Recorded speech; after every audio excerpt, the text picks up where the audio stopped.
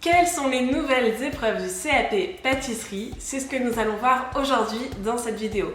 Bonjour à tous, je suis Anaïs Audy, la cofondatrice de la pâtisserie en ligne by Le Chef en Box. Alors juste avant de commencer cette vidéo, je vous invite à vous abonner à la chaîne en cliquant sur le bouton juste en dessous, s'abonner et activer les notifications pour ne rien louper. Alors, vous devez vous demander, comme pas mal de monde, à quoi correspondent les nouvelles épreuves du CAP pâtisserie par rapport à l'ancien référentiel. Et bien, c'est ce que nous allons voir aujourd'hui avec le sujet 0 donc, du CAP pâtisserie. Alors, vous avez deux épreuves maintenant de pratique et d'écrit qui se composent du coup en 2 jours. Le premier jour, vous avez ce qu'on appelle le P1. Vous allez avoir donc une partie d'écrit pendant 30 minutes. Donc dans ces 30 minutes, vous allez avoir de l'écrit, que ce soit sur l'hygiène, la sécurité, l'environnement, la technologie de pâtisserie. Vous allez avoir pas mal de choses, donc ne faites vraiment pas l'impasse sur tout ce qui est théorie.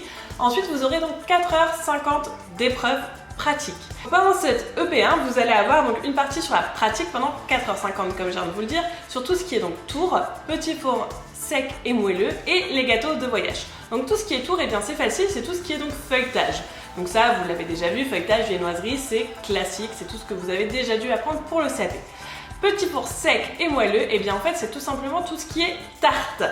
Donc c'est juste une appellation différente, mais ce sont les mêmes choses, ce sont des tartes. Et ensuite les gâteaux de voyage, et bien donc c'est la grande nouveauté cette année, vous devez apprendre plus de recettes que vous n'aviez jamais appris jusque-là. À la fin de ces 4h50 d'épreuves, vous passez ensuite sur 10 minutes d'oral où on va vous demander eh bien, tout simplement de vérifier si toute la partie sécurité, hygiène, etc. a été respectée et de décrire eh bien, vos réalisations, de dire comment vous avez fait, pourquoi et ce que vous en pensez. Donc vous allez voir, c'est 10 minutes où ça va bien se passer avec un jury qui sera très gentil. Et ensuite, donc le jour 2, vous allez avoir ce qu'on appelle le P2. Donc là, ça va être tout ce qui est entremets et petits gâteaux. Qu'est-ce que les petits gâteaux? Eh bien, c'est ce qu'on va voir. Donc là, pareil, vous allez avoir 45 minutes d'écrit, dont une partie sur l'ordonnancement. Encore une fois, c'est moi et mon ordonnancement, je ne vous lâcherai pas. On n'oublie pas de s'entraîner à l'ordonnancement. Vous avez une vidéo un peu plus loin sur YouTube sur l'ordonnancement. Donc là, vous allez avoir 45 minutes, donc tout ce qui est également sécurité, hygiène, environnement, technologie, histoire de la pâtisserie. Vous ne faites l'impasse sur rien. Et ensuite, donc, vous avez sur ces 45 minutes une épreuve d'ordonnancement. Je vous conseille de prendre 25 à 30 minutes pour l'ordonnancement puisque c'est ce qui va faire que vous allez réussir votre pratique juste derrière. Donc l'ordonnancement, je vous le rappelle, c'est une épreuve notée. Le jury veut savoir si vous êtes en capacité de vous organiser et tout simplement si vous arrivez à tenir eh bien, votre organisation pendant l'épreuve pratique.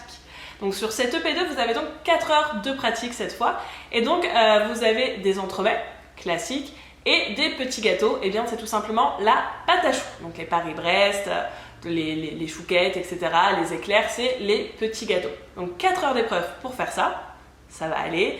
Et ensuite, vous avez 15 minutes d'oral de nouveau et bien, pour faire un point sur votre présentation, exposer un petit peu ce que vous avez fait et puis toujours quelques questions sur tout ce qui est sécurité, hygiène, environnement, PSE, etc.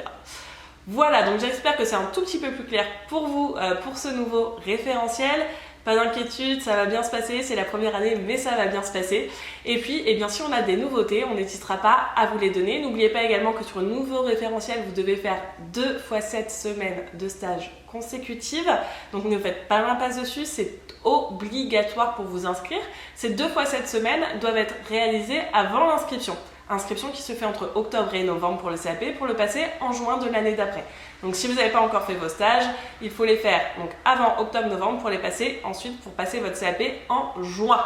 Voilà, j'espère avoir été assez claire. Si vous avez besoin de plus d'informations, n'hésitez pas à nous rejoindre sur le groupe Facebook qui est juste en dessous. Je me ferai un plaisir de vous répondre ou de vous inscrire tout simplement à une de nos conférences gratuites sur le CAP pâtisserie. Je vous souhaite une excellente journée et on se dit à très vite.